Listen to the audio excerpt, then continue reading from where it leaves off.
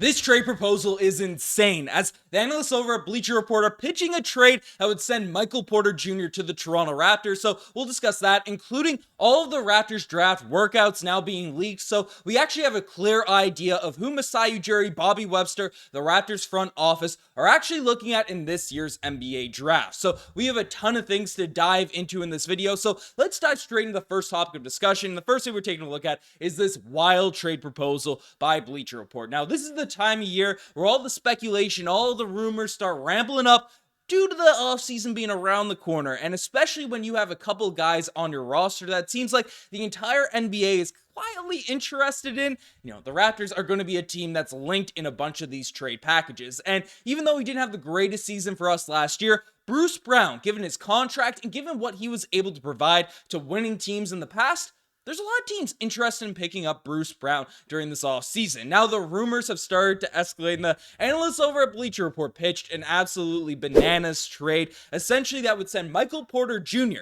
to the Toronto Raptors in return for Bruce Brown, Kelly Olynyk, and the number 31 overall pick, and a 2026 first-round pick that is coming the way of Indiana. Now, this is a very, very interesting deal because Michael Porter Jr. is obviously a guy that a couple seasons ago, or just last season, season before this year when they got knocked out, he was a key piece on the Denver Nuggets winning an NBA championship. That's just the reality of it. Regardless of what you think about him, regardless of what you think about the injuries and stuff, the guy, when he's playing, when he's clicking on all cylinders, he's looking like a legitimate star in the NBA. However, there's a lot of off-the-court stuff regarding injuries, consistency, all these types of things that are question marks about Michael Porter Jr. on the court and off the court stuff. But basically, it was pitched as something that makes sense, as essentially Denver also shouldn't just dismiss the playoff failure as nothing, though. The Nuggets' lack of depth was exposed in that series, and Porter, who managed only 25 total points over the final 4 outings, was unsettlingly quiet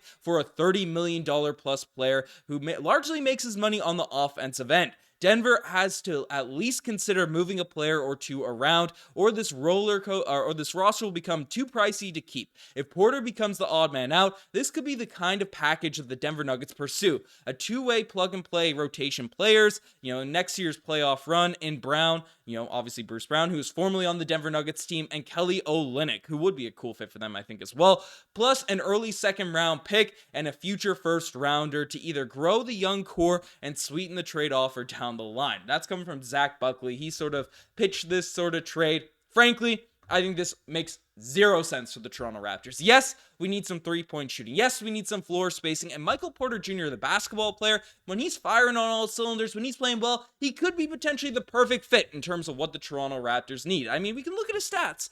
Even in Porter Jr., 17 points per game, 7 rebounds. He improved his defense this season as well. Shot 48% from the field and 40% behind the three-point line. Is 6'10", can play the power forward position, and shot 44% on corner threes this season. 96% of his shots were assisted upon, so he's getting that Jokic boost there on that roster. Over half of his shots were from three as well. So Michael Porter Jr. is a guy that's benefiting from this Nikola Jokic sort of squad, but he is a clear upgrade on this on regards to Bruce Brown. That is clear, that is true, that is what it is, right? Bruce Brown 11-4-3, making $23 million himself this season, but is an expiring contract, still pretty young, a little bit more healthy than a Porter Jr., but frankly, MPJ, for all the positives you can say about him and all those types of things, he's very injury prone, has serious back issues that have kept him out for seasons after seasons over the course of his career. He has a massive, massive contract, $30+ million annually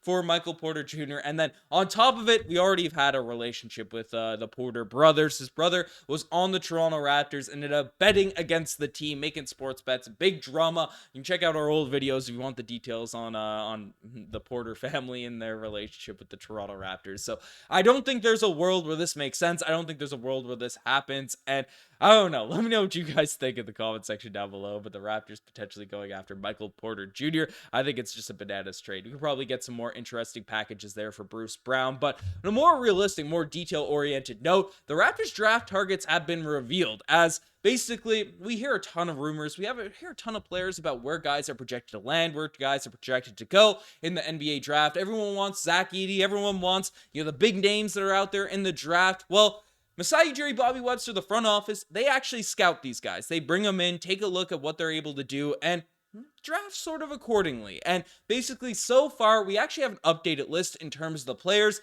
that have actually been scouted, been brought into Toronto for workouts for the Toronto Raptors. So let's take a look at this list here now at this point. Let's get the right graphic brought up. Basically, Kel'el Ware, who's a guy that we've talked about a ton on these sort of videos. A guy's projected to go 24th overall right now in the latest sort of NBA mock drafts. The Raptors are obviously drafting at 19 and 31. He's been brought in for a workout. Jalen Tyson, from Cal, basically projected to go around 30. Most mock drafts, again, have these guys going all over the place, but and Jalen Terry's an interesting guy. Dylan Jones from Weber State, right? Interesting piece. Coleman Hawkins, Reese Beekman, Joseph Gerard, and Josh Aduru are all guys that have been officially listed as having workouts with the Toronto Raptors. So this is pretty cool. This is interesting to see the list, see the guys that Masai Ujiri is actually taking a look at. And obviously we won't take a look and sink our teeth into all of these dudes. Some of them can obviously be undrafted free agents. But the most interesting guy in this list, in my opinion, is Kel'el Ware, who